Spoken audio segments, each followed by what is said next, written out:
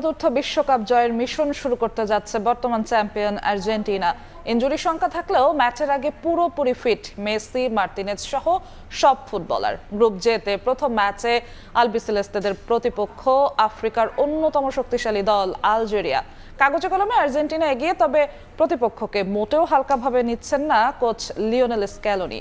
অন্যদিকে এক যুগ পর বিশ্বকাপে ফেরা আলজেরিয়ার প্রত্যাবর্তনটা স্মরণীয় করে রাখতে চায়।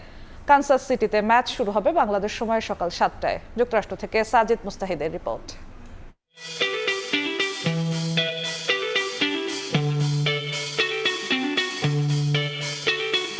মহাতারকার মহা সমাপ্তির শুরু। রেকর্ড ষষ্ঠ বিশ্বকাপে মাঠে নামার অপেক্ষায় ফুটবল জাদুকর লিওনেল মেসি। ফুটবল পাণ্ডুলিপিতে কাতারে পেয়েছেন অমরত্ব। এবারের লক্ষ্যটা সেই অর্জনকেও ছাড়িয়ে যাওয়ার। আলজেরিয়ার বিপক্ষে ম্যাচের আগে নির্ভার আর্জেন্টিনা দল ও লিওনেল মেসি। বিশ্বকাপের আগে ফুটবলারদের চোট নিয়ে শঙ্কা থাকলেও আপাতত সবাই প্রথম ম্যাচের জন্য ফিট। চলমান বিশ্বকাপে শিরোপা জয়ের পাল্লাটা সবচেয়ে বেশি ভারী আর্জেন্টিনার। তবে এবারের আসরে ফেভারিটদের হোঁচট খাওয়ার যে রীতি চলমান, তাতে কিছুটা শঙ্কিত আলবিসেলেস্তে বস। অবশ্য নিজের দলের ওপর আস্থা রাখছেন এই মাস্টার মাইন্ড। আলজেরিয়া অনেকটা মরক্কোর মতোই প্রতিপক্ষ। তাদের খেলার ধরনেও মিল রয়েছে। দলে রয়েছে অসাধারণ কিছু খেলোয়াড় এবং একজন দুর্দান্ত কোচ, যাকে আমি ব্যক্তিগতভাবেও চিনি। ব্রাজিল বনাম মরক্কো ম্যাচ দেখলে বোঝা যায় কেন প্রতিপক্ষকে হালকাভাবে নেওয়া যায় না। স্পেনের ক্ষেত্রেও আমরা দেখেছি সহজ কোনো প্রতিপক্ষ নেই। আলজেরিয়া এমন একটি দল যাদের নিয়ে আমরা চিন্তিত, কারণ তারা শক্তিশালী এবং তাদের অনেক খেলোয়াড়ই সর্বোচ্চ পর্যায়ে খেলে। তাই এটি আমাদের জন্য একটি কঠিন পরীক্ষা হবে। এদিকে আলজেরিয়া পঞ্চমবারের মতো বিশ্বকাপ খেলতে এসেছে। এক যুগ পর বিশ্বমঞ্চে ফেরা দলটা রয়েছে দারুণ ছন্দে। ডেজার্ট ফক্স নামে পরিচিত দলটা সম্প্রতি প্রীতি ম্যাচে গুয়েতেমালাকে 7-0 গোলে বিধ্বস্ত করেছে। বিশ্বকাপের প্রস্তুতি ম্যাচে হারিয়েছে নেদারল্যান্ডস ও বলিভিয়াকে। দলে আছেন রিয়াদ মাহরেজের মতো তারকা। প্রতিপক্ষ আর্জেন্টিনা হলেও আত্মবিশ্বাসী দলটা। আফ্রিকার দলগুলো ইতোমধ্যেই দেখিয়ে দিয়েছে যে তারা শক্তিশালী প্রতিপক্ষ।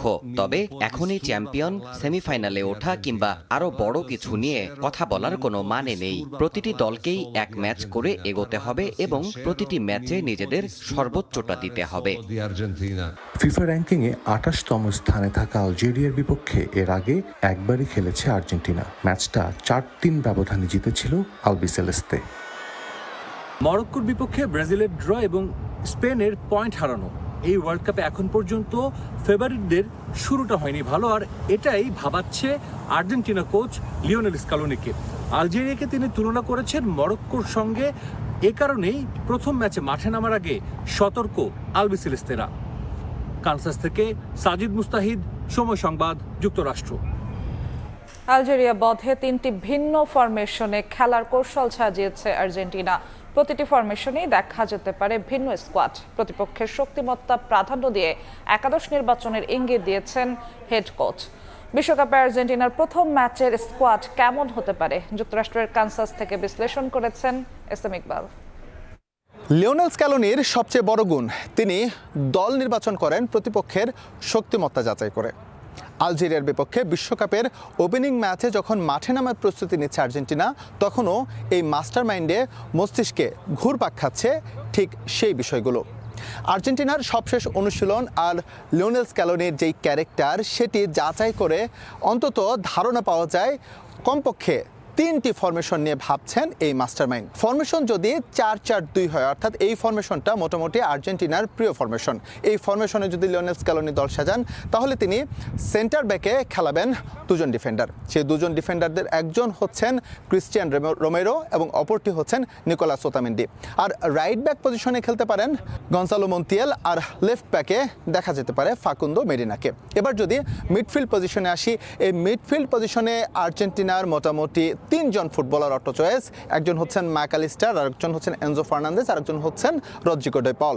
তাদের সঙ্গে দেখা যেতে পারে থিয়াগো আলামাদাকে। আর আক্রমণ ভাগে যথারীতি লিওনেল মেসির সঙ্গে যুক্ত হতে পারেন লাউতারো মার্টিনেজ, তবে সম্ভাবনা রয়েছে হুলিয়ান আলভারেজেরও ঢুকে পড়ার। এবার যাই, আর্জেন্টিনা যদি 4-3-3 ফরমেশনে স্কোয়াড সাজায়, তাহলে কেমন হবে এই দলটা। সেক্ষেত্রে আমরা রক্ষণভাগে প্রথমে যে 4 জনের কথা বলেছি সেই 4 জনই সেখানে থাকবেন, তবে মিডফিল্ড পজিশনে একটা পরিবর্তন আসবে।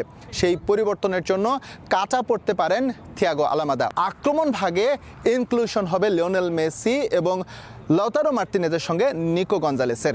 সেই ক্ষেত্রে শুরুর একাদশে যদি হুলিয়ান আলভারেজ ঢুকে যান তাহলে কিন্তু অবাক হওয়ার মতো কিছুই থাকবে না। লিওনেল স্ক্যালোনি কিন্তু 3-5-2 এই ফরমেশনেও স্কোয়াড সাজাতে পারেন। দুজন সেন্টার ব্যাক নিকোলাস ওতামেন্ডি এবং একসঙ্গে হচ্ছে কুতি রোমেরো অর্থাৎ ক্রিস্টিয়ান রোমেরো, তাদের সঙ্গে ঢুকে পড়তে পারেন লিসান্দ্রো মার্তিনেজ।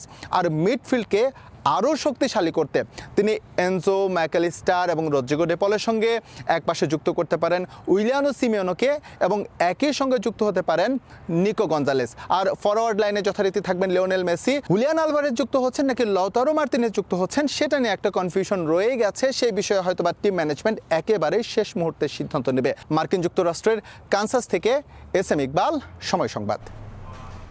চলছে ফুটবল বিশ্বকাপের উন্মাদনা। রাত পোহালেই মাঠে নামছে বর্তমান champion Argentina. Lionel Messi, Emiliano মার্তিনেজদের খেলা ঘিরে বাংলাদেশের আর্জেন্টাইন সমর্থকদের মধ্যেও ব্যাপক উচ্ছ্বাস। প্রিয় দলকে শুভকামনা জানাতে রাজধানীর শাহবাগে আয়োজন করা হয় বর্ণাঢ্য শোভাযাত্রা।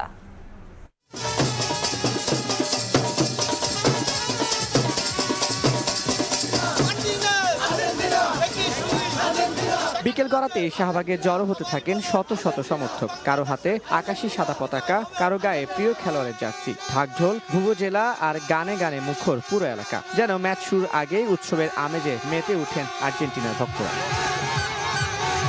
বিকেল 5টায় শোভাযাত্রার উদ্বোধন করেন ঢাকা দক্ষিণ সিটি কর্পোরেশনের প্রশাসক আব্দুল সালাম। এ সময় উপস্থিত ছিলেন ছাত্র দলের কেন্দ্রীয় সভাপতি রাকিবুল ইসলাম সহ বিভিন্ন পর্যায়ের নেতারা। তারা আর্জেন্টিনা দলের জন্য শুভকামনা জানান এবং সমর্থকদের সঙ্গে শোভাযাত্রায় অংশ নেন।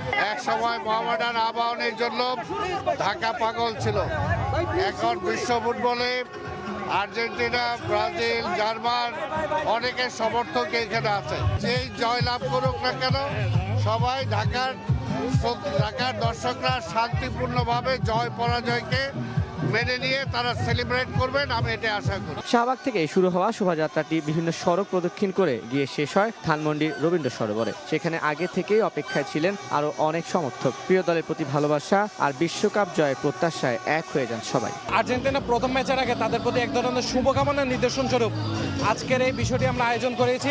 আমরা যে হারবো এটা মাথায় নাই, কারণ আমরা হারবো কেন? আমাদের যে প্লেয়ার আছে ইনশাল্লাহ আমরা জিতবো।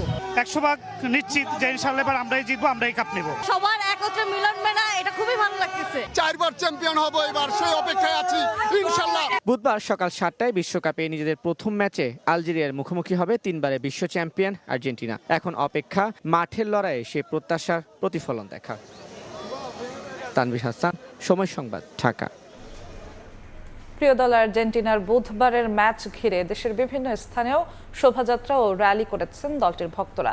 জার্সি পরে হাতে পতাকা নিয়ে নেচে গেয়ে মেতে ওঠেন তারা।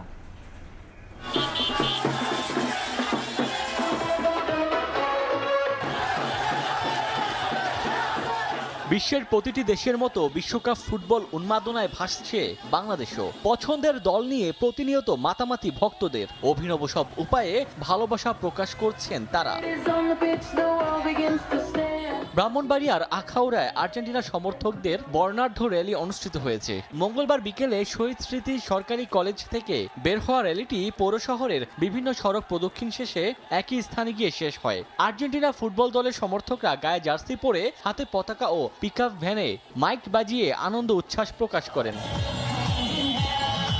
ফুটবল বিশ্বকাপের উন্মাদনায় ভাসছে লক্ষ্মীপুরও। বর্তমান বিশ্ব চ্যাম্পিয়নদের প্রতি সমর্থন জানিয়ে জেলা শহরে বর্ণাঢ্য মোটর শোভাযাত্রা বের করে আর্জেন্টিনা সমর্থক গোষ্ঠী। আর্জেন্টিনা দলের জার্সি পরে তারকা ফুটবলার মেসির প্রতি ভালোবাসা প্রকাশ করেন।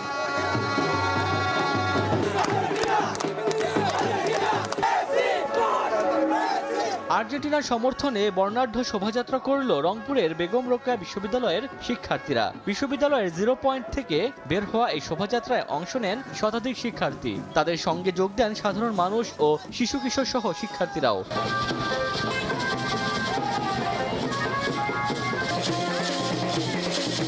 ঢাকঢোল বাদ্য বাজনা বাজিয়ে নওগাঁয় আর্জেন্টিনা সমর্থকদের মোটরসাইকেল শোভাযাত্রা বের হয়।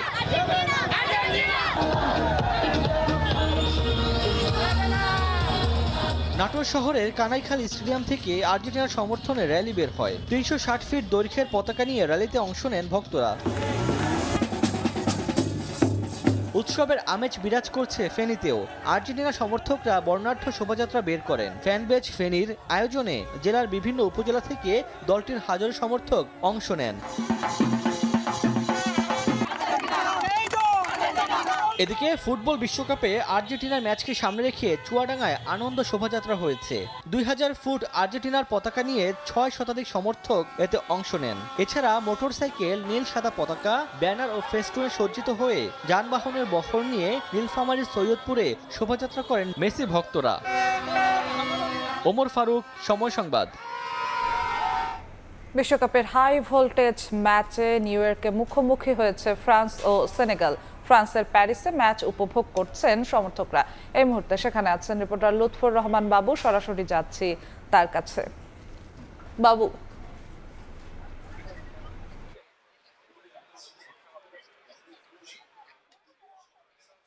এবারের বিশ্বকাপ ফুটবলের অন্যতম হাই ভোল্টেজ ম্যাচ ফ্রান্স এবং সেনেগালের ইতিমধ্যে শুরু হয়েছে এবং 10 মিনিটেরও বেশি খেলা ইতিমধ্যে হচ্ছে। এখন পর্যন্ত কোনো দল গোল দিতে পারেনি। আমি রয়েছে রাজধানী প্যারিসে পৌতালা বিলেতের যে ফ্যান জোন, এখানে করা হয়েছে বিপুল সংখ্যক ফরাসি এবং সেই সাথে সেনেগালের কিছু দর্শক সমর্থকরা এখানে রয়েছেন, প্রবাসী বাংলাদেশিরাও এখানে রয়েছেন। আমি আপনাদেরকে মাধ্যমে দর্শকদেরকে কিন্তু আগেই জানিয়েছিলাম, ফরাসি ফুটবল সমর্থক যারা রয়েছেন তারা কিন্তু প্রত্যাশা করছেন যে জয় দিয়েই ফ্রান্স তাদের আজকে এবারে যে 2026 বিশ্বকাপের যে মিশন, সেই মিশন তারা শুরু করবে। আপনি জানেন যে ফরাসি ফুটবল দলে বিশ্বমানের সেরা তারকা বেশ কয়েকজন খেলোয়াড় রয়েছেন। বিশেষ করে ফুটবলে যে আক্রমণ ভাগ, সেই আক্রমণ ভাগে ফরাসি দলে কিলিয়ান এমবাপ্পের মতো খেলোয়াড় যেমন রয়েছেন, তেমনি ওসমান দেম্বেলের মতো খেলোয়াড়রা রয়েছেন। বিশেষ করে কিলিয়ান এমবাপ্পের কথা যদি আমি একটু আলাদাভাবে বলি, ফুটবলে আপনি জানেন যে গতি সবচেয়ে গুরুত্বপূর্ণ। কিলিয়ান এমবাপ্পেকে ফুটবলের রাজ্যে একজন গতি দানব হিসাবে বলা হয় থাকে। এবং আজকে এখানে আমি বেশ কয়েকজন ফুটবল সমর্থকের সাথে কথা বলেছি, তো তারা প্রত্যাশা করছেন যে কিলিয়ান এমবাপ্পে যদি আজকে তার সেরাটা দিতে পারে, সেই সাথে যদি ওসমান দেম্বেলে তার সাথে থাকে, তাহলে আজকের ম্যাচে ফ্রান্স জয় নিয়েই তারা মাঠ ছাড়বে। এখানে জানি রাখি 24 বছর আগে কিন্তু এই সেনেগালের সাথে যখন ফ্রান্স 2002 সালের বিশ্বকাপ ফুটবলে মুখোমুখি হয়েছিল, সেই ম্যাচে কিন্তু একটি চমকের জন্ম দিয়েছিল সেনেগাল। আপনারা জানেন সেই ম্যাচে ফ্রান্সকে তারা পরাজিত করেছিল। 24 বছর পর আসে কিন্তু ফ্রান্সের সামনে সেই প্রতিশোধ নেবার একটা সুযোগ এসেছে। তবে একই সাথে এটি বলা দরকার যে সেনেগাল কি এখানে আবার সেই ইতিহাসের কোনো পুনরাবৃত্তি ঘটায় কি না। আমরা এখানে ফানজনের ভেতরে কিন্তু সব দর্শকরা যাওয়ার সুযোগ হয় নাই, অর্থাৎ দুপুরের খেলা শুরুর অনেক আগে থেকে ভেতর একেবারে পরিপূর্ণ হয়ে যায়। সেই জন্য বাইরে বসে অনেক দর্শকরা এই ম্যাচ এখানে উপভোগ করছেন। রাজধানী প্যারিসের বিভিন্ন জায়গায় এরকম ফ্যান জোন করা হয়েছে যাতে ফ্রান্সের খেলাগুলো তারা উপভোগ করতে পারেন। ফরাসি ফুটবল সমর্থক যারা রয়েছেন এখানে, তারা প্রত্যাশা করছেন 2 বারের বিশ্ব চ্যাম্পিয়ন ফ্রান্স এবারে 3য়বারের মতো তারা এবারের বিশ্বকাপ জয় করেই তারা আসলে ঘরে ফিরবে। আমরা এখানে অনেক দর্শক যারা রয়েছেন তাদের সাথে আমরা কথা বলেছি। অনেকে কিন্তু প্রেডিকশন করছেন যে 2-1 গোলের ব্যবধানে, আবার কেউ বলছেন 4-2 গোলের ব্যবধানে ফ্রান্স আজকে জয় নিয়ে মাঠ ছাড়বে। রাজধানী প্যারিস থেকে ফ্রান্স এবং সেনেগালের যে হাই ভোল্টেজ ম্যাচ, তা নিয়ে এই ছিল এখন পর্যন্ত আমার কাছে সর্বশেষ। ফ্রান্সের প্যারিস থেকে সরাসরি যুক্ত হয়েছিলেন সহকর্মী লুৎফর রহমান বাবু। এবার অন্য প্রসঙ্গ। নানা সমস্যা ও সীমাবদ্ধতার মধ্যেও সরকার জনপ্রত্যাশা পূরণে কাজ করছে বলে জানিয়েছেন প্রধানমন্ত্রী তারেক রহমান। তিনি বলেছেন, প্রতিহিংসা ভুলে কাজ করার জন্য দৃষ্টিভঙ্গি বদলাতে হবে। মঙ্গলবার বিকেলে রাজধানীতে সাংবাদিকদের সঙ্গে মতবিনিময় সভায় এসব কথা বলেন সরকার প্রধান। বলেন, মিথ্যা খবরের প্রচার ঠেকাতে আইনগত ভিত্তি তৈরির চেষ্টা করা হচ্ছে।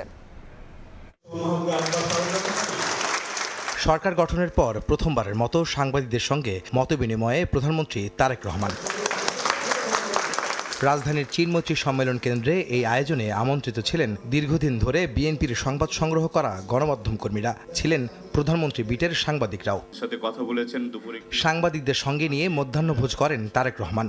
তিনি বলেন, নানামুখী সীমাবদ্ধতা সত্ত্বেও জনপ্রত্যাশা পূরণে কাজ করছে তার সরকার। প্রচুর সমস্যা, প্রচুর limitation, at the same time বিভিন্ন শ্রেণী পেশা মানুষের প্রত্যাশা অনেক বেশি। সো অসম্ভব একটা চাপ অনুভব করছি দায়িত্বের।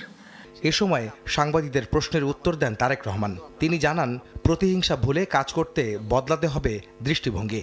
আমার পেটের হাড্ডিটা এখনো বাঁকাভাবে একটু লেগে আছে, বিকজ যেহেতু প্রায় অনেক দিন আমাকে এটার পরেও ফেলে রাখা হয়েছিল, প্রপার টাইমে চিকিৎসা করা হয়নি, সেই জন্য হাড্ডিটা একটু বাঁকাভাবে লেগে গিয়েছে। যারা এটার জন্য দায়ী, আমি যদি হয়তো সেটা করার আমার পক্ষে পসিবল, কিন্তু আমি যদি সেরকম করি, আমারটা কি জোড়া লাগবে হাড্ডি? বাট আমি এখনো যেই পেইনটা মাঝে মাঝে অনুভব করি, আমার কি সেই পেইনটা চলে যাবে, বন্ধ হয়ে যাবে অনুভব করা? তা তো হবে না। এই মাইন্ডসেট থেকে বেরিয়ে আসা উচিত। মিথ্যা খবরের প্রচার ঠেকাতে আইনগত ভিত্তি তৈরির চেষ্টা করা হচ্ছে বলেও জানান প্রধানমন্ত্রী। আমরা একটা বেটার পরিবর্তন করতে চাই, কিন্তু বেটার পরিবর্তন আমি একা পারবো না, আমার সরকার একা পারবে না। আপনিও এই দেশের অংশ, আপনিও এই সমাজের অংশ, আমাদের সকলকে মিলেই হতে পারে। হ্যাঁ, আমার যদি কোনো ভুল হয় আপনি আমাকে বলেন, কিন্তু ভুলটাকে আপনি যদি এমনভাবে উপস্থাপন করেন যে পত্রিকার কাটতি বাড়ানোর জন্য অথবা অন্য কোনো উদ্দেশ্যে, সেটা তো তাহলে উভয়ের জন্যই বোধহয় একটা সময় ক্ষতি বয়ে আনবে। মানুষের কল্যাণ নিশ্চিতে গণমাধ্যম গুরুত্বপূর্ণ ভূমিকা রাখতে পারে উল্লেখ করে সাংবাদিকদের বস্তুনিষ্ঠভাবে দায়িত্বশীল হয়ে কাজ করার আহ্বান জানান প্রধানমন্ত্রী। আহমেদ সালেহিন, সময় সংবাদ, ঢাকা। দিল্লি বিমানবন্দরে 2 ঘন্টা বসিয়ে রাখার প্রতিবাদে দেশে ফিরে এসেছেন বলে জানিয়েছেন প্রধানমন্ত্রীর তথ্য ও সম্প্রচার উপদেষ্টা ডাক্তার জাহিদুর রহমান। বলেন, কেবল ভারত নয়, আত্মসম্মান বিকিয়ে দিয়ে কোনো দেশের সঙ্গেই সম্পর্ক বজায় রাখবে না সরকার। তবে অনাকাঙ্ক্ষিত ঘটনায় 2 দেশের সম্পর্কে প্রভাব পড়বে না বলে মন্তব্য করেন তথ্য উপদেষ্টা। অন্তর্বর্তী সরকারের 18 মাস শেষে সম্পর্ক পুনরুদ্ধারে একযোগে কাজ শুরু করে বাংলাদেশ ভারত। বিএনপি সরকার গঠনের পর ইতিবাচক মনোভাব নিয়েই এগিয়ে যাচ্ছিল দুপক্ষ। তবে প্রধানমন্ত্রীর তথ্য ও সম্প্রচার উপদেষ্টাকে দিল্লি প্রবেশে বাধা দেয়ায় ফের আলোচনায় দুদেশের সম্পর্ক। এরই মধ্যে ভারতের ভারপ্রাপ্ত হাইকমিশনারকে তলব করে প্রতিবাদ জানিয়েছে পররাষ্ট্র মন্ত্রণালয়। সচিবালয়ে মঙ্গলবার সাপ্তাহিক ব্রিফিংয়ে নয়াদিল্লি বিমানবন্দরের ইমিগ্রেশনে অনাকাঙ্ক্ষিত ঘটনা নিয়ে মুখ খোলেন ডাক্তার জাহিদুর রহমান। বলেন, ব্যক্তি হিসেবে নয়, প্রধানমন্ত্রীর উপদেষ্টা হিসেবে হেনস্থার শিকার হওয়ার প্রতিবাদে ভারতে প্রবেশ না করে দেশে ফিরে আসেন তিনি। তবে আটক করে জিজ্ঞাসাবাদের তথ্য সঠিক নয়। আমি ওখানে একটা ব্যক্তি হিসেবে যাইনি, আমি এই সরকারের একজন প্রতিনিধি হিসেবে গেছি, রাষ্ট্রের একজন প্রতিনিধি হিসেবে গেছি। ফলে আমার সাথে ওখানে যা হয়েছে, আমার কাছে মনে হলো যে আমাদের ইনস্ট্যান্ট একটা প্রতিবাদ করা দরকার। সেই কারণে আমি আসলে ব্যাক করার সিদ্ধান্ত নিয়েছি। যদি আপনারা মিডিয়াতে দেখেছেন, একটা পর্যায়ে তারা খুবই চেষ্টা করেছেন আমি যেন ভারতে প্রবেশ করি এবং আমার যে নিয়মিত যে কর্মকাণ্ড সেটা অংশগ্রহণ করি, কিন্তু আমি সেটা আর করিনি। আমার মনে হয়েছে রাষ্ট্র বা সরকারের পক্ষ থেকে একটা সিগনেচার থাকা দরকার। অনাকাঙ্ক্ষিত আচরণের জেরে 2 দেশের সম্পর্কে প্রভাব পড়বে না বলেও জানান উপদেষ্টা ডাক্তার জাহেদ। বলেন, কেবল ভারত নয়, আত্মসম্মান বিকিয়ে দিয়ে কোনো দেশের সঙ্গেই কাজ করবে না সরকার। বাংলাদেশের সাথে ভারত না, শুধু অন্য যে কোনো দেশের সাথে ভবিষ্যতে যে কোনো এনগেজমেন্টে আমাদের একটা সুস্পষ্ট নীতি আছে। কোনোভাবেই আমরা চাই না কোনো দেশের সাথে খুব খারাপ কোনো পরিস্থিতি হোক, কোনো শত্রুতা তো দূরেই থাকুক, কিন্তু একটা গুরুত্বপূর্ণ শর্ত আছে, আমাদের স্লোগানের মধ্যে আছে, সবার আগে বাংলাদেশ। আমরা বাংলাদেশকে রাখবো, তার মাধ্যমে প্রত্যেকটা দেশের সাথে আমাদের পারস্পরিক স্বার্থ সংশ্লিষ্ট বিষয়ে এনগেজমেন্ট হবে এবং সেটা কোনোভাবেই রাষ্ট্রের আত্মসম্মান, আত্মমর্যাদা বিকিয়ে দিয়ে বা আমার ক্ষতি করে কাউকে কোনো সুবিধা দেয়া, এই নীতিতে এই সরকার কোনো দেশের সাথে, আমি আবার বলছি, শুধু ইন্ডিয়া না, কোনো দেশের সাথে এই সরকার যাবে না। এটা চাপ তৈরি করা কোনোভাবেই উচিত না। দিল্লি বিমানবন্দরে হেনস্থার ঘটনায় পরবর্তী যে কোনো পদক্ষেপ পররাষ্ট্র মন্ত্রণালয়ে নেবে জানিয়ে উপদেষ্টা বলেন, রাষ্ট্রের সর্বোচ্চ পর্যায় থেকে দেখা হচ্ছে বিষয়টি। পররাষ্ট্র মন্ত্রণালয় তার যা যা করণীয় তারা করছেন। প্রসূন আশিস, সময় সংবাদ, ঢাকা। দুবাইয়ে গ্রেফতার হওয়া সাবেক আইজিপি বেনজির আহমেদকে দেশে ফেরাতে প্রত্যর্পণ পত্র পাঠিয়েছে দুদক। তার নজিরবিহীন দুর্নীতির সমস্ত নথিপত্র আরবি ও ইংরেজি ভাষায় অনুবাদ করে স্বরাষ্ট্র মন্ত্রণালয়ে পাঠানো হয়েছে, যা পররাষ্ট্র মন্ত্রণালয়ের মাধ্যমে পাঠানো হবে সংযুক্ত আরব আমিরাতে। আর এই পুরো প্রক্রিয়াটি তদারকি করতে দুদক কর্মকর্তাদের সঙ্গে কয়েক ঘন্টা বৈঠক করেন ইন্টারপোলের স্থানীয় প্রতিনিধিরা। দুঃসাহস দেখায় তারা আহম্মক। ক্ষমতার অপব্যবহার ও নজিরবিহীন দুর্নীতি করে অবৈধ সম্পদ গড়ে তোলার অভিযোগ সাবেক আইজিপি বেনজির আহমেদের বিরুদ্ধে। ৭৪ কোটি টাকার অবৈধ সম্পদ, মানি লন্ডারিং সহ দুর্নীতির একগুচ্ছ অভিযোগে সাবেক এই পুলিশ কর্মকর্তার বিরুদ্ধে ৬ মামলা করে দুদক। গত 14 জুন স্বরাষ্ট্রমন্ত্রীর ঘোষণার পর বেনজির আহমেদকে ফেরাতে তৎপরতা শুরু করে দুদক। মাত্র 2 দিনে সব নথিপত্র প্রস্তুত করে প্রত্যর্পণপত্র প্রস্তুত করেছে সংস্থাটি।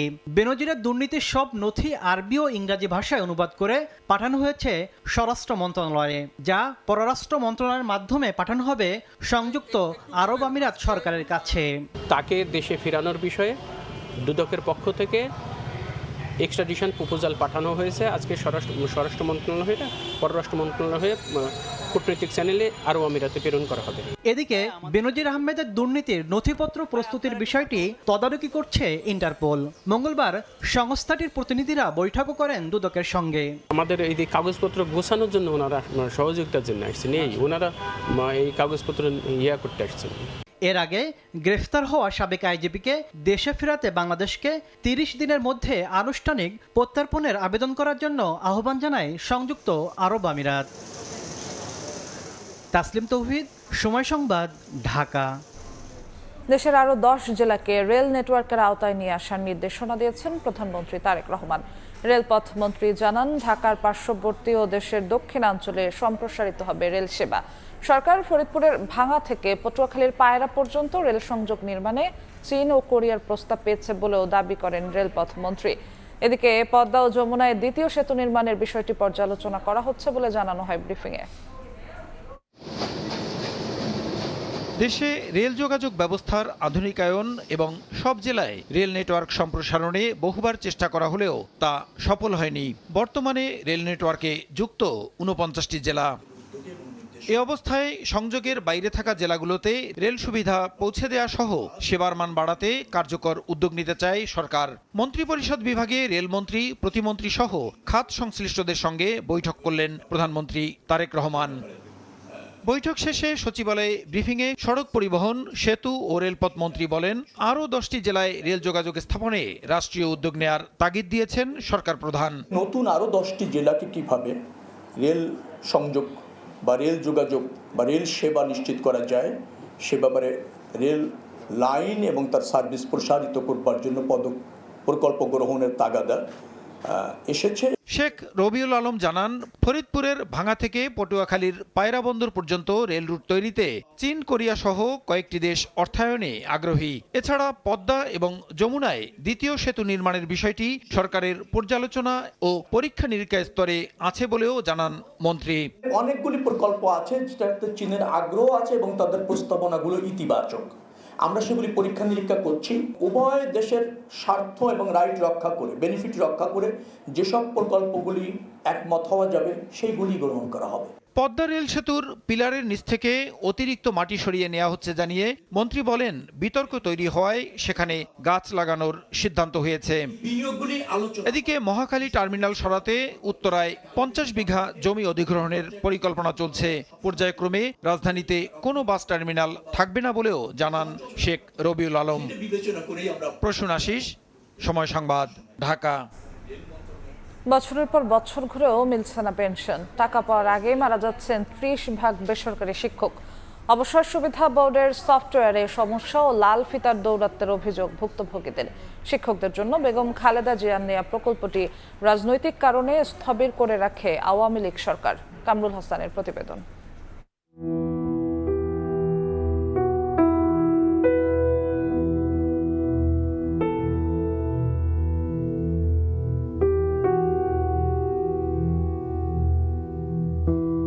অবসরে যাওয়া বাবা এখন প্যারালাইজড। চট্টগ্রামে হাসপাতালের চিকিৎসা ব্যয় মেটাতে হিমশিম খাচ্ছে পরিবার। পেনশনের ভাতার জন্য মেয়ে ঘুরছে অবসর ও কল্যাণ ট্রাস্টের দপ্তরে দপ্তরে। গাইবান্ধার এক স্কুলের নৈশ প্রহরী শফিউল আলমের সংগ্রামটাও দীর্ঘদিনের। অবসরের টাকাটার জন্য ঘোরাঘুরি করতেছি, ঘুরে ঘুরি করতে আমার দিন যাচ্ছে। আমি বোধহয় বাসি নেটে ওটা শেষ বয়সে খায়াও যেতে পারবো না, আমার মেয়ের সংসারীটাও বোধহয় টিকিয়ে রাখতে পারবো না। 6 মাস ধরে উনি প্যারালাইজ রোগী, হাত পা চারোটা অবশ। শিক্ষকরা ওদের দুর্যোগ মুহূর্তে যদি ওদের প্রাপ্ত টাকাটা না পায়, তাহলে আমাদের দেশের জাতীয়ত্ব লজ্জা হওয়া দরকার। আমার আব্বু অনেকবার যোগাযোগ করছে, আমি 6-7 বার আসছি। আর আবুল কাশিমের বাবা পেনশনের অপেক্ষায় থেকে পাড়ি জমিয়েছেন 2020 সালে। 6 বছর পরও বাবার পেনশনের অর্থ তুলতে ঘুরছেন দাঁড়ে দাঁড়ে। 6 বছর হয়েছে, আজকে 2026, এখন পর্যন্ত আমি অফিসে আসতেছি যাইতেছি, মানে তারা যে সঙ্গে যা কাগজ বলে আমি তাই দিতেছি। মারা গেছে 2020-এ। টাকার জন্য বারবার আসতেছে আর বলতেছে এই যাবে, কিন্তু আজকে বললো যে সফটওয়্যারের সমস্যা, কবে সফটওয়্যার ভালো হবে এটা জানি না। 6 মাসের মধ্যে শিক্ষকদের অবসর ভাতা পরিশোধের আইন থাকলেও তা যেন এখনো ফাইলবন্দি। অবসরের ফাইল জমে 5 বছরের সেশন জটে এখন বেসরকারি শিক্ষকদের অবসর সুবিধা বোর্ড। গেটওয়ের জটিলতার কারণে আমরা প্রায় এই একটা বছর ধরেই দিতে পারছিলাম না। সফটওয়্যার টু সফটওয়্যার কাজ হবে, ওরা সফটওয়্যার ছাড়া আইবাস আমাদের সাথে কাজ করবে না। ফেব্রুয়ারিতে এসে 251 জন ছিল, এখানে এসে জীবিত ছিল 209 জন, মৃত ছিল 42 জন। প্রায় 4 ভাগের 1 ভাগই মারা যায়, কোনো ক্ষেত্রে 30%, 35%। এত জটের কারণ খুঁজতে মাঠে নামে সময় সংবাদ। বিভিন্ন দফতরের তথ্য বিশ্লেষণে জানা গেছে সমস্যার প্রধান কারণ আইবাস সফটওয়্যার জটিলতা। ভোগান্তির কথা স্বীকার করে বেসরকারি শিক্ষা প্রতিষ্ঠান শিক্ষক ও কর্মচারী অবসর সুবিধা বোর্ডের সদস্য সচিব জানান, বিষয়টি নিয়ে গুরুত্বের সাথে কাজ করছে শিক্ষা মন্ত্রণালয়। ডাটা সবকিছু বুঝে, অফিস থেকে বুঝে সচল করার জন্য মাননীয় মন্ত্রী সচিব মহোদয় এবং আমাদের প্রধানমন্ত্রীর যে আন্তরিকতা অফিসের কল্যাণের জন্য এই বিষয়গুলোর জন্য কাজ করছেন। এই যে সফটওয়্যারটা ঠিক করার জন্য অনেক সমস্ত হয়ে গেছে। জানা যায়, বেসরকারি শিক্ষকদের অবসর সুবিধা দেওয়ার প্রকল্পটি চালু করেছিলেন প্রয়াত প্রধানমন্ত্রী বেগম খালেদা জিয়া, কিন্তু রাজনৈতিক কারণে আওয়ামী লীগ সরকারের আমলে নজর দেওয়া হয়নি এদিকে। যে শিক্ষকরা যৌবনের সবটুকু শ্রম ঢেলে দিয়ে গড়ে তোলেন একটি শিক্ষিত জাতি, সেই শিক্ষকরাই আজ অবসরে এসে অনাদর আর অবহেলায় দিন কাটাচ্ছেন। আর তাই তো জীবনের শেষ দ্বারপ্রান্তে এসে দাঁড়িয়ে নিজের অবসরের প্রাপ্য সবটুকু অর্থ বুঝে পেতে চান কোনো প্রকার দীর্ঘসূত্রতা ছাড়াই। এখন দেখার প্রশ্ন, সরকারের সংশ্লিষ্ট মহল সেদিকে নজর দেয় কিনা। কামরুল হাসান, সময় সংবাদ, ঢাকা। পুশিন পুশব্যাক ঘিরে সীমান্তে থামছেই না উত্তেজনা। চাঁপাইনবাবগঞ্জে এক নারীকে ঠেলে পাঠানোর চেষ্টা রুখে দেয় বিজিবি, তবে বিএসএফকে সহায়তার অভিযোগে 7 বাংলাদেশিকে আটক করা হয়েছে। এছাড়া 3 দিন ধরে কুড়িগ্রামের রৌমারীর 2টি সীমান্তের শূন্যরেখায় অবস্থান করছেন নারী সহ 9 জন। অনুপ্রবেশ ঠেকাতে সতর্ক অবস্থানে বিজিবি। সীমান্তে একের পর এক পুশিন চেষ্টা ঘিরে উত্তেজনা, তবে প্রতিবারই বিজেপির কঠোর অবস্থানে ভারতে ঠেলে পাঠানোর চেষ্টা ব্যর্থ হয়েছে। এর আগে গ্রামবাসী আটক করে রেখেছে। সোমবার রাতে চাঁপাইনবাবগঞ্জের রকুনপুর সীমান্ত দিয়ে নৌকায় এক নারীকে বাংলাদেশে ঠেলে পাঠানোর চেষ্টা করে ভারতীয় সীমান্ত বাহিনী। স্থানীয়রা টের পেয়ে ওই নারীকে আটকে রাখে। খবর পেয়ে বিজিবি পুশিনের চেষ্টা প্রতিহত করে। প্রতিবাদের মুখে শূন্যরেখায় অবস্থান করলেও পরে ভারতের অভ্যন্তরে সরিয়ে নেওয়া হয়। এদিকে ওই নারীকে অনুপ্রবেশে সহায়তা করার অভিযোগে 7 বাংলাদেশিকে আটক করা হয়। রোদ বৃষ্টি মাথায় নিয়ে 3 দিন ধরে কুড়িগ্রামের রৌমারীর গয়টাপাড়া ও ভন্দুরচর সীমান্তের শূন্যরেখায় অবস্থান করছেন নারী শিশু সহ 9 জন। রোববার সকালে তাদের বাংলাদেশে ঠেলে পাঠানোর চেষ্টা করলে বিএসএফকে প্রতিহত করে বিজিবি। পরে পতাকা বৈঠকেও সমাধান না হওয়ায় ভারতীয় ভূখণ্ডের প্রায় 50 গজের ভেতরে অবস্থান নেন তারা। বিএসএফ বিডিআর তারা আলোচনা করতেছেন, এই আলোচনার অবস্থায় আছেন, কিন্তু তারা কোন দেশের নাগরিক এখন কোনো সিদ্ধান্ত পৌঁছাইতে পারতেছে না। দুই পক্ষে সরকার যদি বসে এটা সমাধান করে তাহলে বাংলাদেশের পক্ষেও ভালো, ভারতের পক্ষেও ভালো। এছাড়া ঝিনাইদহের সীমান্তবর্তী এলাকায় কাটেনি পুশিন আতঙ্ক। অনুপ্রবেশ ঠেকাতে চুয়াডাঙ্গা সহ দেশের বিভিন্ন সীমান্তে নজরদারি বাড়িয়েছে বিজেপি। ফারিয়া ফারজানা, সময় সংবাদ।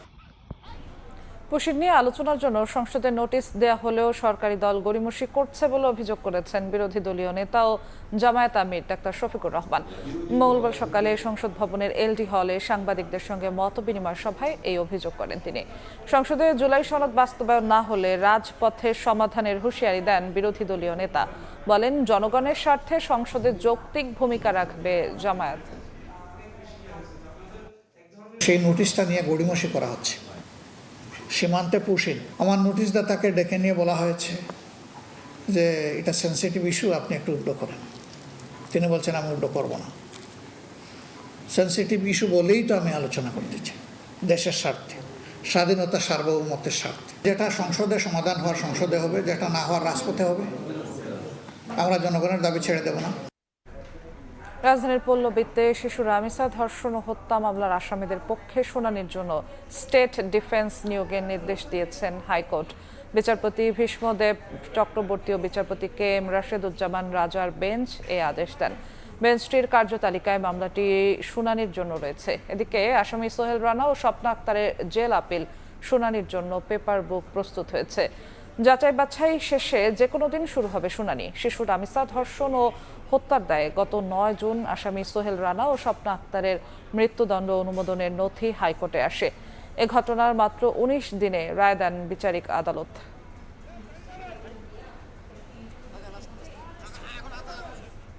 চট্টগ্রামের বাকলিয়ায় শিশু ধর্ষণ মামলার যুক্তিতর্ক শেষ হয়েছে। আজ রায় ঘোষণার কথা রয়েছে। মঙ্গলবার সকালে মহানগর শিশু নির্যাতন দমন ট্রাইব্যুনালের বিচারক সৈয়দা হাফসা ঝুমার আদালতে উভয় পক্ষের যুক্তিতর্ক উপস্থাপন শেষ হয়। এরপর রায় ঘোষণার জন্য আজ দিন ধার্য করেন বিচারক। এর আগে বুধবার থেকে মামলার সাক্ষ্য গ্রহণ শুরু হয়। টানা 3 কার্যদিবসে 18 সাক্ষীর জবানবন্দি গ্রহণ করেন আদালত। 21 মে বিকেলে নগরীর বাকলিয়ায় 3.5 বছরের শিশুকে ধর্ষণের অভিযোগ ওঠে স্থানীয় ডেকোরেটর প্রতিষ্ঠানের কর্মচারী মনির হোসেনের বিরুদ্ধে। ইরান যুক্তরাষ্ট্রের মধ্যে শান্তি চুক্তি সইয়ের দাবি করেছেন মার্কিন প্রেসিডেন্ট ডোনাল্ড ট্রাম্প। প্যারিসে ফ্রান্সের প্রেসিডেন্ট ইমানুয়েল ম্যাক্রোর সঙ্গে বৈঠকে এই ঘোষণা দেন তিনি। ট্রাম্প বলেন, অনলাইনে চুক্তি হলেও আনুষ্ঠানিক সই হবে। শুক্রবার সুইজারল্যান্ডের জেনেভায় একই সঙ্গে শুক্রবার থেকেই হরমুজ প্রণালী পুরোপুরি খোলা হবে বলেও জানান তিনি। যদিও ইরানের পক্ষ থেকে এখনও আনুষ্ঠানিক কোনো বিবৃতি আসেনি। সইয়ের মধ্য দিয়ে শুরু হবে 60 দিনের গুরুত্বপূর্ণ কূটনৈতিক বাস্তবায়ন পর্ব। দুবাইয়ের সোনাপুর লেবার ক্যাম্পে বসবাস করেন হাজারো বাংলাদেশি শ্রমিক। সীমিত আয় থেকে পরিবারে অর্থ পাঠানো এবং জীবনযাত্রার ব্যয় মেটাতে গিয়ে অনেকেরই ভালো খাবার নিশ্চিত করা কঠিন হয়ে পড়ে। এমন বাস্তবতায় স্বল্প মূল্যে মানসম্মত খাবার সরবরাহের একটি মানবিক উদ্যোগ স্বস্তি এনে দিয়েছে প্রবাসী শ্রমিকদের মাঝে। শিবরিয়াল সাদিকের রিপোর্ট। দুবাইয়ের সোনাপুর লেবার ক্যাম্পে বসবাসকারী অধিকাংশ বাংলাদেশি শ্রমিকের মাসিক আয় 700 থেকে 1200 দিরহামের মধ্যে। পরিবারে অর্থ পাঠানো, আবাসন ও অন্যান্য খরচ মেটানোর পর অনেকের পক্ষেই পুষ্টিকর খাবার কেনা কঠিন হয়ে পড়ে। এমন পরিস্থিতিতে স্থানীয় কয়েকজন প্রবাসী বাংলাদেশিদের উদ্যোগে স্বল্প মূল্যে মানসম্মত খাবার সরবরাহ করা হচ্ছে। যাদের টাকা পয়সা থাকে না, খেতে পারে না, তাদেরকে আমরা বিনামূল্যে খানা প্রোভাইড করব। একদম সুলভ মূল্যে, মানে কম প্রাইসে তারা যেন বাংলাদেশি টেস্ট নিতে পারে। এই জায়গাটা খাওয়া দাওয়া করে তারা ভাববে যে বাংলাদেশে বসে খাচ্ছে। আমাদের রেস্টুরেন্টে আসলে যে কোনো খাবার 10 টাকা 12 টাকার ভিতরে ইনশাল্লাহ আমরা দেওয়ার চেষ্টা করব। শ্রমিকরা বলছেন, সাশ্রয়ী মূল্যে স্বাস্থ্যসম্মত খাবার পাওয়ায় তাদের দৈনন্দিন জীবন কিছুটা সহজ হয়েছে। এমন উদ্যোগ আরো বিস্তৃত হলে কম আয়ের শ্রমিকরা উপকৃত হবেন বলে মনে করছেন তারা। মানে স্বল্প টাকাতে খানি এই জায়গায় পাওয়া যাবে, আমাদের জন্য খুব সাশ্রয়ী। আমাদের বাংলাদেশি ভাইরা সবাই এখানে আসুক, সবচেয়ে ভালো হবে। উদ্যোক্তারা জানান, সামাজিক দায়বদ্ধতার জায়গা থেকে এই উদ্যোগ নেওয়া হয়েছে। স্বল্প মূল্যে খাবারের পাশাপাশি আর্থিক সংকটে থাকা শ্রমিকদের জন্য বিনামূল্যে খাবারের ব্যবস্থাও রাখা হয়েছে।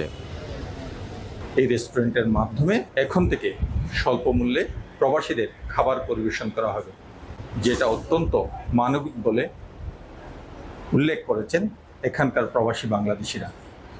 শিবরিয়াল সাদিক, সময় সংবাদ, সংযুক্ত আরব আমিরাত। হরহামেশাই শোনা যায় বয়কটের কথা। এই বয়কটের সঙ্গে রয়েছে আয়ারল্যান্ডের মর্মস্পর্শী এক ইতিহাস।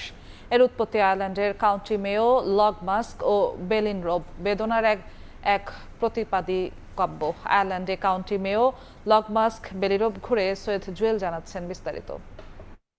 দর্শক, কথায় কথায় আমরা অনেকেই বলে থাকি বয়কট, বয়কট পণ্য, বয়কট দেশ, এমনকি বয়কট ব্যক্তিও। কোথা থেকে এলো এই বয়কট আজ আপনাদেরকে জানাবো তার আদ্যপাদ্য। এই বয়কটের সাথে রয়েছে আয়ারল্যান্ডের এক মর্মস্পর্শী ইতিহাস। আমি যেখানটিতে দাঁড়িয়ে রয়েছি এটি হলো লগ মাস্ক কাউন্টি মেয়র একটি জায়গা। এখানে মূলত 1880 সালের দিকে তৎকালীন ব্রিটিশ এক সেনা কর্মকর্তা যার নাম চার্লস কানিংহাম বয়কট, উনি প্রজাদের কাছ থেকে এখানে খাজনা আদায় করতে, এটি ছিল মূলত তার কাজ। খাজনা আদায় করতে গিয়ে উনি অত্যাচারী ভূমিকায় চলে আসেন, অনেকের সাথে রক্তক্ষয়ী সংঘর্ষে জড়িয়ে যান এবং ঘর বাড়ি থেকে অনেককে বিতাড়িত করেন। খাজনা না দেওয়ার জন্য 11 জন কৃষককে তিনি বাড়ি থেকে বিতাড়িত করার সিদ্ধান্ত নেয়। এতে করে স্থানীয় এখানে যে বাসিন্দারা রয়েছেন সেই বাসিন্দারা চার্লস কানিংহাম বয়কটের বিরুদ্ধে সবাই প্রতিবাদে নেমে পড়েন এবং সবাই মিলে সিদ্ধান্ত নেয় চার্লস কানিংহাম বয়কটের সাথে কেউ যেন কোনো ধরনের কথা না বলে, তার পক্ষে কেউ যেন কোনো কাজ না করেন। অত্যাচারী চিরস্থায়ী না, সেটা প্রতিবাদী স্থান বালিন্দ্রম। পৃথিবীতে বয়কটের ডাকটা আসছে, সেটা এখান থেকে উৎপত্তি হয়েছে। তো অত্যাচারী সাময়িক, বেশি দিন না। ওনাকে বয়কট করার কারণ হলো উনি মানুষকে অত্যন্ত শোষণ করছেন, যার কারণে কান্ট্রি মেয়র মানুষ অত্যাচারের কারণে ওনাকে বয়কট করছেন, ওনাকে ঘৃণিত করছেন। এই সমস্ত ব্যক্তিরা কখনো ইতিহাসের পাতা থাকেন না, মানুষের ঘৃণার চোখে সবাইকে দেখেন এবং যারা ঘৃণিত তারা কখনো ইতিহাসের কোনো অংশ তাদেরকে কেউ স্মরণ করে না, কারণ ঘৃণিত ব্যক্তিকে সবাই ঘৃণা করে, তাদেরকে ইতিহাস থেকে তাদেরকে মুছে দেয়, ইতিহাস কখনো তাদেরকে স্মরণ করে না। তিনি যখন রাস্তায় বের হতেন তখন তাকে দেখলে লজ্জিত এবং ঘৃণিত সব বাক্য তার সাথে ব্যয় করতে এবং এতে করে তিনি এক ঘরে হয়ে পড়েন এবং এটাই ছিল মূলত স্থানীয় সেই বাসিন্দাদের জন্য একটি বার্তা যে সে খারাপ মানুষ, তাকে অবশ্যই এক ঘরে থাকতে হবে, সে সমাজে কারোর সাথে মিশতে পারবে না। তো এতে করে এমনকি তার যে পত্রবাহক ছিল সেই পত্রবাহককেও হুমকি দেওয়া হয় যে কোনো ধরনের পত্র যেন তাকে না দেওয়া হয় এবং সেই পত্রবাহকও তার কাছে কোনো ধরনের পত্র দিত না। এমনকি শেষ পর্যন্ত তার বাসার যে কাজের যে লোক ছিল সেই কাজের লোককে ওখান থেকে চলে যাওয়ার জন্য বলা হয় তার এই ঘৃণিত কাজের জন্য এবং সেও চলে যায়, সে একদম একা হয়ে পড়ে। তো দিন শেষে যখন তার ফসল কাটার সময় হলো, সেই ফসল কাটতে গিয়ে দেখে যে স্থানীয় যারা কৃষক রয়েছেন তারা কেউই তার ফসল কাটতে রাজি হন না এবং দূর থেকেও কেউ আসতে চান না তার ফসল কাটার জন্য।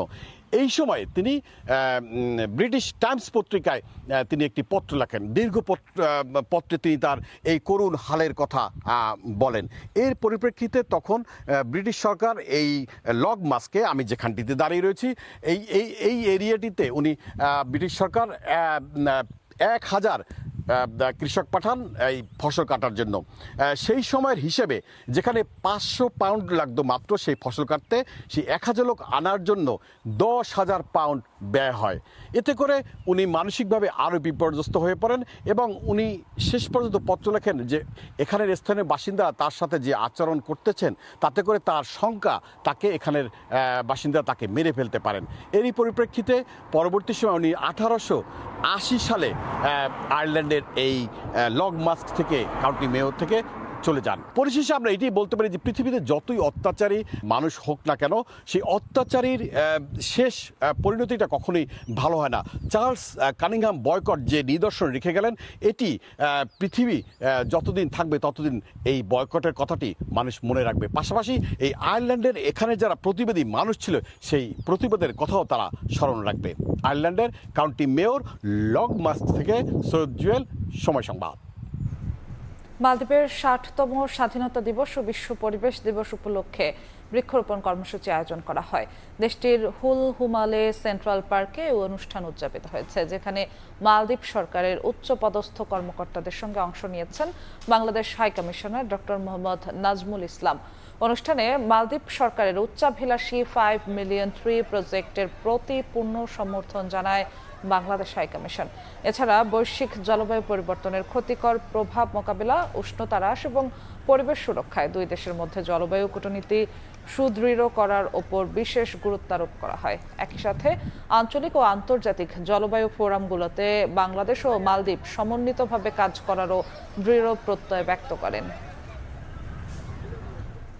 মালদ্বীপে কর্মরত প্রবাসী বাংলাদেশিদের সুরক্ষা ও মানবিক সহায়তা নিশ্চিত করার লক্ষ্যে রাজধানী মালের প্রধান হাসপাতালগুলো পরিদর্শন করেন দেশটিতে নিযুক্ত বাংলাদেশ হাই কমিশনের একটি প্রতিনিধি দল। এ সময় মালের বেশ কয়েকটি হাসপাতালে চিকিৎসাধীন অসুস্থ ও দুর্ঘটনাগ্রস্ত প্রবাসীদের শারীরিক অবস্থার খোঁজ নেওয়ার পাশাপাশি তাদের প্রয়োজনীয় সহায়তা প্রদানের আশ্বাস দেওয়া হয়। চিকিৎসা শেষে দেশে ফেরার ক্ষেত্রে সর্বাত্মক সহযোগিতার কথাও জানায় প্রতিনিধি দল। পরিদর্শন শেষে দেশের অর্থনীতিতে প্রবাসীদের গুরুত্বের কথা তুলে ধরে হাইকমিশনার বলেন, তাদের সম্মান, অধিকার ও কল্যাণ নিশ্চিত করা নৈতিক ও প্রাতিষ্ঠানিক দায়িত্ব। একই সাথে বাংলাদেশ সরকারের প্রবাসী বান্ধব উদ্যোগের কথা তুলে ধরেন তিনি। বাংলাদেশের জনপ্রিয় কণ্ঠশিল্পী বালামের একক কনসার্ট অনুষ্ঠিত হলো রোমে। গানের সুরে ছন্দে মুখরিত হয়ে ওঠে পুরো অনুষ্ঠান স্থল। প্রবাসী বাংলাদেশিরা বলছেন, এমন আয়োজন বিদেশের মাটিতে বাংলা সংস্কৃতি ও সঙ্গীতকে নতুন প্রজন্মের কাছে পৌঁছে দিতে গুরুত্বপূর্ণ ভূমিকা রাখছে। ইতালি থেকে হাসান মাহমুদের তথ্যচিত্রে বিস্তারিত। বাংলা গান আর প্রবাসী হৃদয়ের আবেগ দুইয়ের মেলবন্ধনে রোববার এক অন্যরকম সন্ধ্যার সাক্ষী হলো ইতালির রাজধানী রোম। দেশের জনপ্রিয় কণ্ঠশিল্পী বালামের একক কনসার্টকে ঘিরে ইতালির বিভিন্ন শহর থেকে ছুটে আসেন অনেক প্রবাসী বাংলাদেশি। প্রিয় শিল্পীর কণ্ঠে একের পর এক জনপ্রিয় গান পরিবেশিত হলে দর্শক শ্রোতারা গলা মেলান তার সঙ্গে। বালাম নিজেও দর্শক সারিতে চলে যান। এছাড়া শিল্পীর আহ্বানে মঞ্চে ওঠেন বেশ কয়েকজন নারী দর্শক।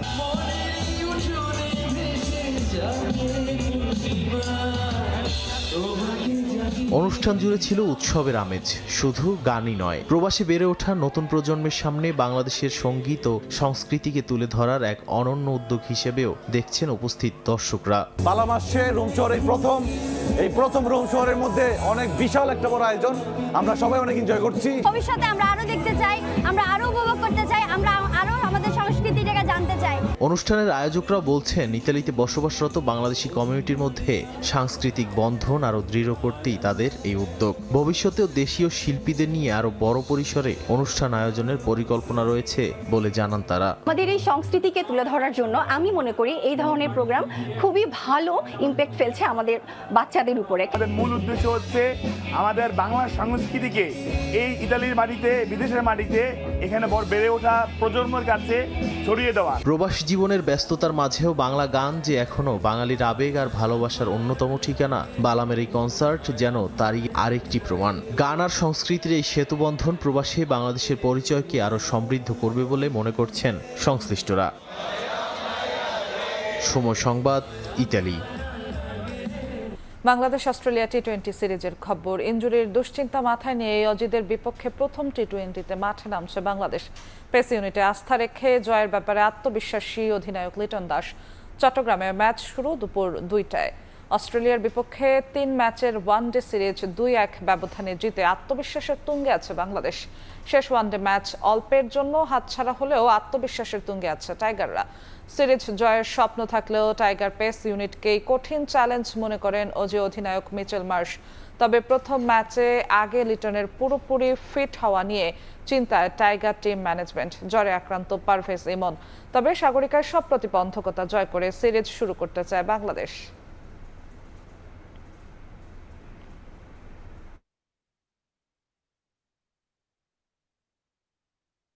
এ পর্যায়ে শীর্ষ সংবাদগুলো জানিয়ে দিচ্ছি আরেকবার।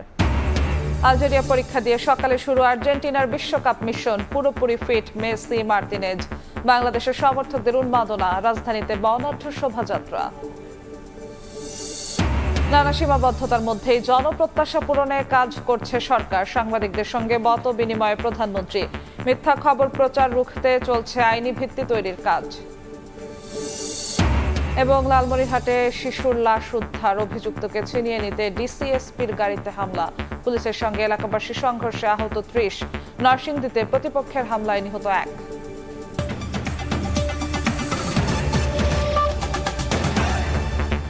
এই ছিল প্রবাসের সময়। দর্শক, বিশ্বকাপ ফুটবলের মহাযজ্ঞ সরাসরি সম্প্রচার করছে সময় টেলিভিশন।